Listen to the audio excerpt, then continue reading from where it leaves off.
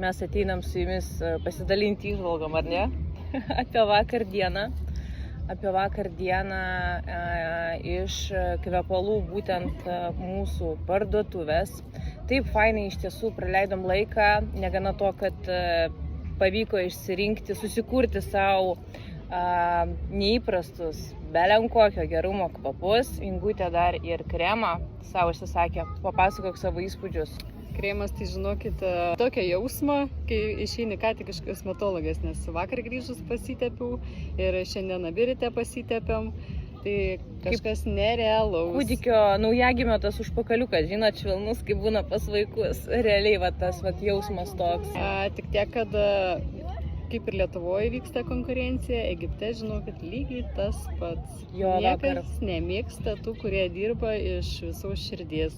Kurie stengiasi, kurie kažką daro, stengiasi palaikyti tvarką, stengiasi viską daryti vardant savo klientų. Tai vakar savininkai irgi papasakojo, kad sako, čia šalia jų parduotuvės esančios, jie konkuruoja, jie tiesiog kai pamato, kad pas juos atvažiuoja klientai, tai žiūri kreivom akim. Negana to, savininkai labai myli gyvūnus. Ten irgi labai daug tokių situacijų, žudomi gyvūnai, jų nemėgsta, neprižiūri.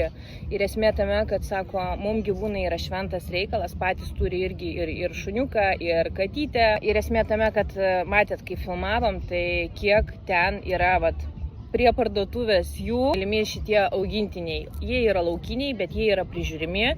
Vakar prie mūsų akių atvežė maistą, ar ne, užsakytą, tam, kad gyvūnai pavalgytų. Tai tie aplinkiniai tiesiog žiūri kreivom akim ir maždaug jų klientus mato, kaip nežinau, pinigų maišai ateinantis. O kaip papasakoja, kur yra investuojamos tos, kaip čia pasakyti, bemiegės naktis. Tas visas nematomas procesas, kuris vyksta, ko kiti žmonės nemato, kiek bemiegių naktų, kiek streso patirto ir visada tas noras stengtis, tobulėti, kad klientam tik būtų geriau ir elementariai dėl tos pačios tvarkos. Nepatinka, ne? Geriausia sėdėti apsišikus, nieko nedaryti ir baksnuoti pirštais, kaip kitam sekas. Tai sakau, man atrodo, visose šalyse tas pats. Nes niekas nenori įdėti darbą, visi nori visko tik tai gatavo ir ant padėkliuko. Taip.